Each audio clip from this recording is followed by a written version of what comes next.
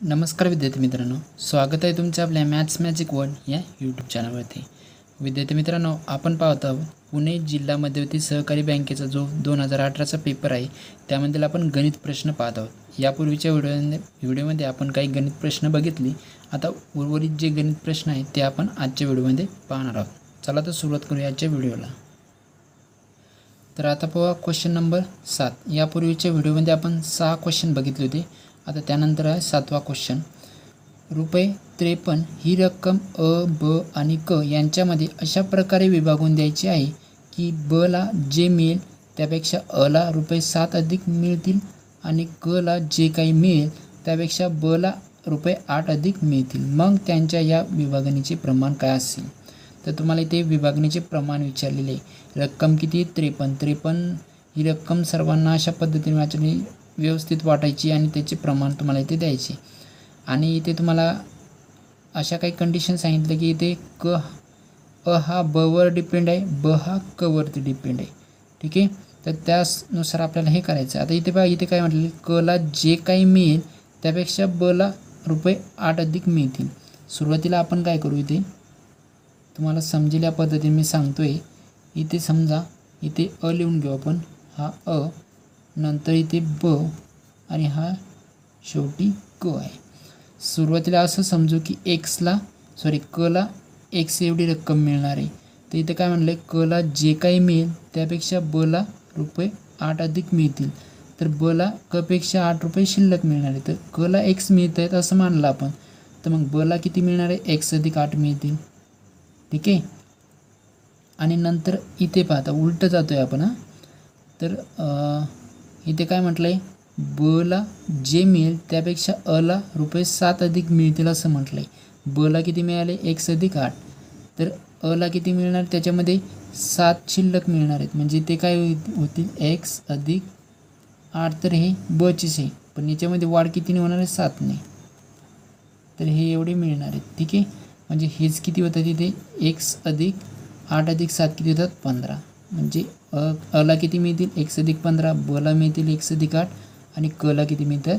X मिळत आहेत। ठीक आहे, आता टोटल रक्कम किती? 53। म्हणजे यांची जर तुम्ही बेरीज केली तर ते किती होणार आहे? 53। म्हणजे तेच तुम्हाला इथे एक्झाम्पल सोडवायचं आहे। क ची किंमत किती? एक्स आहे, ब किती आहे? एक्स अधिक 8 आहे आणि अ किती आहे? एक्स अधिक 15 आहे। आणि हे कशाच्या बरोबरीत आहे? 53च्या बरोबरीत आहे।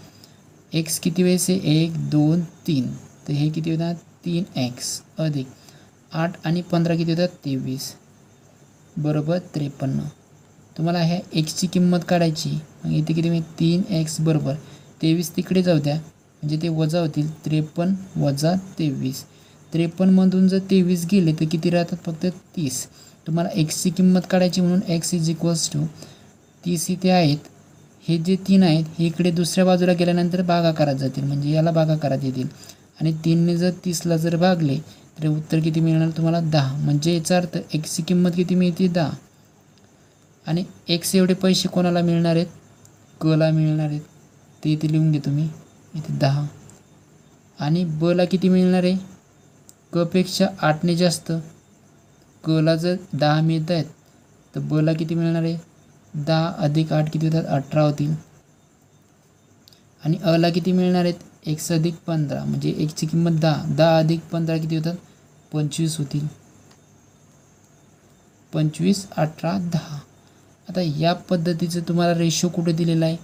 25 18 10। ऑप्शन नंबर बी पहा, 25 18 10। तर हे योग्य प्रमाण असेल, तर तुमचं करेक्ट आन्सर काय असेल? 25 18 10। Question number 8। नवरा आणि बायको यांच्या वयाची सरासरी त्यांच्या लग्नाच्या सुरुवातीच्या वेळी 23 वर्षे होती। 5 वर्षांनी त्यांना 1 वर्षाचा मुलगा होता। जेव्हा या बाळाचा जन्म झाला त्यावेळी या कुटुंबाच्या वयाची सरासरी किती असेल? आता सरासरी काढायची केव्हाची? ज्यावेळेस ते बाळ जन्म घेते त्यावेळेची। पण सुरुवातीला काय सांगितलं? ज्यावेळेस त्यांचं लग्न होतं नवरा बायकोंचं, तर सुरुवातीला त्यांची जी सरासरी असते वयाची ती किती असते? 23 वर्ष। म्हणजेच नवरा आणि बायको यांच्या वयाची बेरीज किती असेल मग? यांच्या वयाची बेरीज हे किती असणार आहे? सरासरी 23 दिली म्हणजे याचा अर्थ काय? आणि हे दोघंच आहे म्हणजे 23ला जर तुम्ही 2ने जर गुणले तर तुम्हाला वयाची बेरीज मिळेल. 23 गुणिला 2 किती होतात? 23 गुणिला 2 46 वर्ष. म्हणजे त्यांच्या वयाची बेरीज किती मिळते तुम्हाला? 46 वर्ष. नंतर काय म्हटलं आहे की 5 वर्षांनी त्यांना 1 वर्षाचा मुलगा होतो आहे. म्हणजे 5 वर्षांनी लग्न झाल्यानंतरच्या 5 वर्षांनी त्यांना 1 वर्षाचा मुलगा असतो. ठीक आहे. आणि जेव्हा या बाळाचा जन्म झाला त्यावेळी त्या कुटुंबाच्या वयाची सरासरी तुम्हाला काढायला सांगितली किंवा बाळाच्या जन्माच्या वेळेची. म्हणजे तुम्हाला 1 वर्ष अजून मागं यावं लागेल कारण बाळ 5 वर्षांनी 1 वर्षाचं झालेलं आहे. तर 1 वर्ष जर मागे आले तर तुम्ही तिथे किती राहणार आहे? 4च वर्ष राहतील आणि त्यावेळेसच बाळाचा जन्म झालेला असेल. मग हे 4 वर्ष बायकोचेही 4 वर्ष असतील आणि नवऱ्याचीही 4 वर्ष असतील. म्हणजे अशी दोघांची बेरीज किती होते? मग ही 8 वर्ष. म्हणजे इथं तुम्हाला या 46मध्ये किती ॲड करावं लागेल तुम्हाला? 8 वर्ष. म्हणजे आता दोघांच्या वयाची बेरीज किती होते? 54 वर्ष होते. ठीक आहे. पण तुम्हाला काय सांगितलं की त्यांच्या कुटुंबाच्या वयाची सरासरी. आता कुटुंब म्हटले तर नवरा बायको तर येताच पण त्यासोबत त्यांचा मुलगा पण येणार आहे, ते बाळ पण येणार आहे. पण त्याचं वय किती आहे? ते 0च आहे. पण तरी पण त्यांची सरासरी काढायची. त्यामुळे तुम्हाला या 54ला कितीने भागावं लागणार आहे? 54 म्हणजेच काय? हे नवरा आणि बायकोची वयाची बेरीज आहे आणि मुलाची वय किती आहे? 0. ही सर्वांची बेरीज आणि त्याला 3ने भागायचं आहे तुम्हाला कारण की त्या कुटुंबात 3 व्यक्ती आहेत. मग 3ने भागावं लागेल. 54ला जर तुम्ही 3ने भागलं तर तुम्हाला उत्तर किती मिळणार आहे? ते 18. ठीक आहे. 18 वर्ष. मग आता त्या कुटुंबाच्या वयाची सरासरी किती असेल मग? 18 वर्ष. तर उत्तर काय असेल तुमचं? Option number C. Question number 9. जर 1 रुपयावर 4 वर्षांसाठी रुपये 0.40 एवढे व्याज आकारण्यात आले तर 450 या रकमेवर 2 वर्षात किती व्याज आकारले जाईल? आता तुम्ही सहज जर लक्ष दिले येते तर डायरेक्ट कळून येते की 0.40 एवढे व्याज आकारण्यात आले म्हणजे याचा अर्थ काय की 1 रुपयावर 10% व्याज लावण्यात आलेले 4 वर्षासाठी. आणि त्याच पद्धतीने मग इथे तुम्ही 10% व्याज लावू शकता 450 वरती आणि जी काही रक्कम होईल ती सहज तुम्ही या पद्धतीने काढू शकता. किंवा आपली जी रेग्युलर पद्धत आहे इथे तुम्हाला सरळ व्याजाचं सूत्र माहीत पाहिजे. सरळ व्याजाचं सूत्र काय असते? मुद्दत गुणिला दर आणि भागीला काय असते? इथे 100 असतं. ठीक आहे. आता यावरून तुम्ही काढू शकता की सरळ व्याज किती दिलेले तुम्हाला? 0.40 दिलेले आणि मुद्दल इथे 1 रुपया आहे आणि मुदत किती आहे? 4 वर्षाची मुदत आहे इथे आणि दर तुम्हाला इथे काढायचा आहे. ठीक आहे. सुरुवातीला यांचा दर काढून घ्यावा लागेल आणि बाकीला काय? 100. दर काढण्यासाठी हे 100 इकडे जाऊ देऊ आपण. इथे एका साईडला दर ठेवू. दर जर एका साईडला ठेवला दर बरोबर हे 100 याला गुणाकारात जातील 0.40 गुणिला 100 आणि हे 4 इथे अंशात येते इकडे गेल्यानंतर ते भागाकारात जातील. आता इथे संक्षिप्त रूप देते ते आपल्याला 4 1 4 आणि 4ने जर 100ला भागले तर इथे 25 मिळतात तुम्हाला. ठीक आहे. आणि आता इथे 0.40 आहे ना ते समजा हे 40 आहे आणि त्याला 25ने भागू. 25 0 0 आणि 25 चौक 100 होतात. ठीक आहे. 25 चौक किती होतात? ते 100 होत आहेत. आणि आता दशमचिन्ह हे 2 अंक सोडून 1 2 तर इथे पण 2 अंक सोडायचे 1 2 म्हणजे काही 10.00 म्हणजे याचा अर्थ काय की 10 आणि हे काय 10% म्हणजे दर काय मिळतो? 10%. मी जसं तुम्हाला सुरुवातीला सांगितलं की तुम्ही सहज सांगू शकता याच्यावरून की इथे दर काय 10%. मग दर 10% तर याच्यासाठी सरळ व्याज काय मिळणार तुम्हाला? व्याज काय मिळणार आहे? व्याज म्हणा किंवा सरळ व्याज काय मिळेल? हाच फॉर्म्युला. सुरुवातीला मुद्दल किती दिलेली तुम्हाला? 450 रुपये दिलेली आहे आणि मुदत किती आहे? 2 वर्षासाठी आहे आणि दर किती? हा 10%. जो दर या 1 रुपयासाठी लावला तोच दर तुम्हाला या रकमेवरती सुद्धा लावायचा आहे आणि भागाकारात काय घ्यायची? इथे 100. हे 2 शून्य या 2 शून्यासोबत कॅन्सल होणार आणि शेवटी काय मिळते? 25 गुणिला 2 म्हणजेच किती मिळतात तुम्हाला? 90 रुपये. म्हणजे व्याज किती आकारलं जाईल 90 रुपये. तर याच पद्धतीने सुद्धा तुम्ही काढू शकता किंवा डायरेक्टली सुद्धा काढू शकले असते. तर उत्तर काय असेल? ऑप्शन नंबर ए हे तुमचं करेक्ट आन्सर असेल. Question number 10. एक काम 15 स्त्रिया 4 दिवसात पूर्ण करतात, तर तेच काम 20 स्त्रिया किती दिवसात पूर्ण करतील? आता अशा पद्धतीचा जर क्वेश्चन आला तर यामध्ये 2 गट पडतात. पहिलं गट हे 15 स्त्रिया आणि 4 दिवसात काम पूर्ण करतात, तर दुसऱ्या गटात 20 स्त्रिया आहेत, तर ते किती दिवसात काम पूर्ण करतील हे विचारलेलं आहे. पण अशा वेळेस कंडिशन काय की दोन्ही ठिकाणी काम सारखेच पाहिजेत. इकडे पण एक काम आहे, ते जे काम आहे तेच काम ह्या स्त्रिया पण करणार आहेत. ठीक आहे, म्हणजे काम सारखेच आहे. तर अशा वेळेस काय करायचं तुम्हाला, इकडे पहिल्या गटातील स्त्रिया यांचं पहिल्या गटातील जे आहे पहिल्या गटातील स्त्रिया आणि दिवसांचा तुम्हाला डायरेक्ट गुणाकार करायचा आहे. 15 गुणिला 4 आणि याच्याच बरोबरीत तुम्हाला काय करायचं आहे, दुसऱ्या गटातील स्त्रिया आणि इथे दिवस तुम्हाला काढायचे आहेत. म्हणून काय करायचं आहे, या स्त्रिया गुन्ह्याला काय ठेवायचे, दिवस काढायचे म्हणून डी घेतला. ठीक आहे, काय केलं, पहिल्या गटातील जेवढं काही आहे त्यांचं डायरेक्ट गुणाकार येते, त्याच्याबरोबरीत दुसऱ्या गटातील जेवढं आहे त्याचा गुणाकार आणि जे काढायला सांगितले त्याला काहीतरी एखादं अल्फाबेटाने डिनोट करायचं. ठीक आहे, तर इथे तुम्हाला डीची व्हॅल्यू काढायची, तर तुम्हाला काय करायला लागेल, हे 20 इकडे जाऊ द्या, म्हणजे हे काय मिळेल, डी बरोबर 15 गुणिला 4. हे 20 इकडे आल्यानंतर ते भागाकारात जातील, म्हणजे 15 गुणिला 4ला ते भागाकारात असतील. तर इथे संक्षिप्त रूप तुम्हाला देता येते, 4 एकच 4, 4 पंच 20 होतात. परत या 5ने 15ला भाग जातो, 5 एक 5, 5 त्रिक 15, म्हणजे शेवटी किती होतात, 3. हे काय असतील, दिवस, 3 दिवस. म्हणजे दुसऱ्या गटातील त्या 20 स्त्रियांना हे काम करण्यासाठी किती दिवस लागणार आहे, 3 दिवस. तर उत्तर काय असेल तुमचं, ऑप्शन नंबर सी हे करेक्ट आन्सर असेल. Question number 11. एका टाकीचा 3/5 भाग भरण्यास 1 मिनिट वेळ लागतो, मग उरलेली टाकी पूर्ण भरण्यास किती वेळ लागेल? आता 3/5 एवढा भाग भरण्यास 1 मिनिट लागतो आणि उरलेली टाकी भरण्यास किती वेळ लागतो हे तुम्हाला काढायचं आहे. आता उरलेली टाकी म्हणजे शिल्लक राहणारी टाकी किती असेल, आता इथे बघा 3/5 या भागाला किती वेळ लागतो, 1 मिनिट.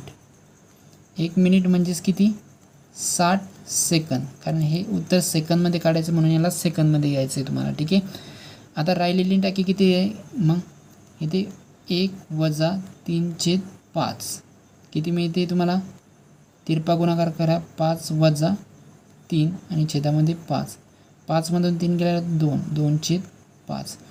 तर ही शिल्लक राहिलेली टाकी भरण्याची शिल्लक. ठीक आहे, म्हणजे 2/5 एवढी टाकी भरण्यासाठी किती वेळ लागेल हे तुम्हाला इथे आता काढायचं आहे. ठीक आहे, तर इथे लक्ष द्या, आता 3/5 एवढी टाकी भरण्यासाठी 60 सेकंद लागतात, तर 2/5 एवढी टाकी भरण्यासाठी किती वेळ लागणार आहे, x एवढा वेळ लागणार आहे असं समजू आपण. आता इथे काय करायचं आहे तुम्हाला, यांचा तिरपा गुणाकार करा, म्हणजे x इकडे येऊ द्या आणि हे इकडे जाऊ द्या आणि दोघांमध्ये बरोबरीचं चिन्ह तुम्हाला इथे ठेवायचं आहे. म्हणजे इथे काय मिळेल तुम्हाला, 3/5 गुणिला काय इथे x बरोबर काय असेल इकडे 60 गुणिला 2/5. ठीक आहे, आता तुम्हाला काय करायचं आहे, आता इथे संक्षिप्त रूप जाते पहा, इथे 60 5ने जर 60ला भागलं, आता हे 60 हे 5 या 60ला भागाकारात येते, किंवा परत एक स्टेप वाढा तुम्ही इथे काय 3x भागिला 5 बरोबर इथे काय 60 गुणिला 2 भागिला किती 5.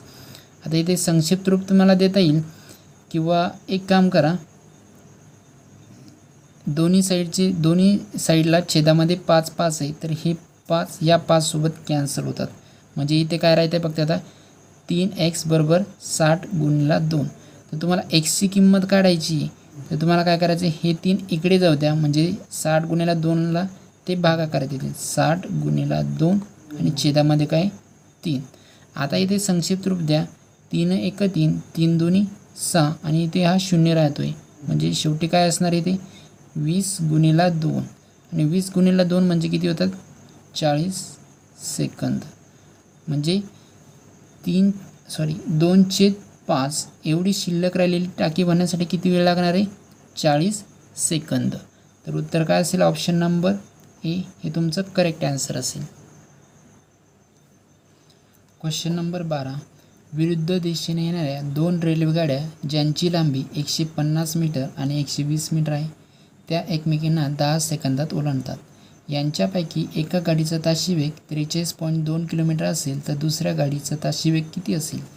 एका गाडीचा ताशी वेग दिलेला आहे, दुसऱ्या गाडीचा ताशी वेग तुम्हाला इथे काढायला सांगितलेला आहे आणि दोन्ही रेल्वेची लांबी तुम्हाला इथे दिलेली आहे आणि त्या एकमेकींना किती सेकंदात ओलांडतात ते वेळ तुम्हाला इथे दिलेला आहे. तर सुरुवातीला आपण काय करू, इथे अंतर घेऊ. इथे जे तुम्हाला अंतर मिळणार आहे तर अंतर कसं घेणार आहे तुम्ही, तर दोन्ही ज्या रेल्वे त्यांची जी लांबी दिलेली ते तुमचं अंतर असणार आहे. तर 150 अधिक दुसरी काय 120 मीटर, तर हे जे अंतर मिळतं हे किती मिळते तुम्हाला 270 मीटर. तर हे झालं अंतर. आता अशा वेळेस तुम्हाला काय करायचं आहे, त्या रेल्वेचा सरासरी वेग आपण इथे काढणार आहोत सुरुवातीला. तर वेग काय मिळेल, वेगाचं सूत्र काय असतं, अंतर भागिले काळ किंवा वेळ. ठीक आहे. तर अंतर किती दिलं आहे तुम्हाला आता 270 मीटर आहे आणि काळ म्हणजेच वेळ किती दिलेला आहे 20 सेकंद आहे. ठीक आहे, 10 सेकंद आहे. तर हे किती मिळतं तुम्हाला, याला जर 10ने जर 270ला जर भागलं, हा शून्य या शून्यसोबत कॅन्सल होणार. इथे तुम्हाला वेग किती मिळतो आहे 27. हा कसा असणार आहे मीटर पर सेकंद, पण तुम्हाला हा जो वेग आहे तो किलोमीटरमध्ये घ्यायचा आहे, किलोमीटर पर हवर, कारण तुम्हाला ताशी किलोमीटरमध्ये हा वेग दिलेला आहे. त्यानुसार मग तुम्हाला काय करावं लागणार आहे, या 27ला कितीने गुणायचं आहे तुम्हाला, 27ला 18/5ने जर गुणलं तुम्ही तर मीटर पर सेकंदचं काय होईल किलोमीटर पर हवरमध्ये, म्हणजेच ताशी किलोमीटरमध्ये ते कन्वर्ट होणार. तर इथे तुम्हाला काय करायचं आहे, संक्षिप्त रूप द्या. 5ने जर 27ला जर भागलं तर तुम्हाला किती मिळतात 5 1 5 आणि 5ने जर 27ला भागलं तर इथे तुम्हाला 5.4 हे उत्तर मिळते. आणि नंतर तुम्हाला काय करायचं आहे 5.4 गुणेला काय करायचं आहे 18 आणि 5.4 गुणेला 18 म्हणजेच किती मिळतं तुम्हाला हे 97.2 आणि हे कशामध्ये असेल किलोमीटर पर हवर म्हणजेच ताशी किलोमीटरमध्ये. आता तुम्हाला काय करायचं आहे, आता ज्यावेळेस ह्या दोन्ही रेल्वे विरुद्ध दिशेने येत असतात त्यावेळेस त्यांचा वेग काय असतो, पहिल्या गाडीचा वेग असतो, पहिल्या गाडीचा वेग अधिक दुसऱ्या गाडीचा वेग असतो. ठीक आहे. मग अशा वेळेस आता तुमच्याकडे पहिल्या गाडीचा वेग तुम्हाला दिलेला आहे 43.2. तर तुम्हाला काय करायचं आहे, आता हा वेग आपण इथे काढलेला आहे, किती मिळाला आहे तो तुम्हाला 97.2. तर तुम्हाला इथे अशी संख्या ठेवायची की या दोघांची बेरीज केल्यानंतर तुम्हाला 97.2 येतील. तर प्रत्येक ऑप्शन तुम्हाला इथे ठेवून पाहिजे. सुरुवातीला 54 जर इथे तुम्ही ठेवलं तर किती मिळतं तिथे बघा 43.2 आणि हे 54, ते किती मिळतील, हे 2 जसेच तसे इथे पॉईंट घ्या, 4 आणि 3 किती होतात 7 होतात, 5 आणि 4 9, यांची बेरीज केली तर किती मिळतात 97.2. म्हणजे याचा अर्थ काय आहे की ती जी दुसरी रेल्वे आहे तिचा जो वेग आहे तो वेग काय असणार आहे ताशी 54 किलोमीटर असायला पाहिजे.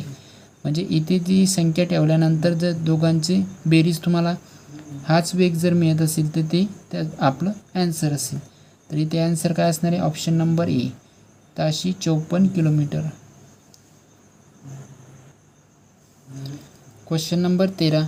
100 मीटरच्या एका स्पर्धेत कमलनाथने बिमलनाथला 5 सेकंदांनी हरवले.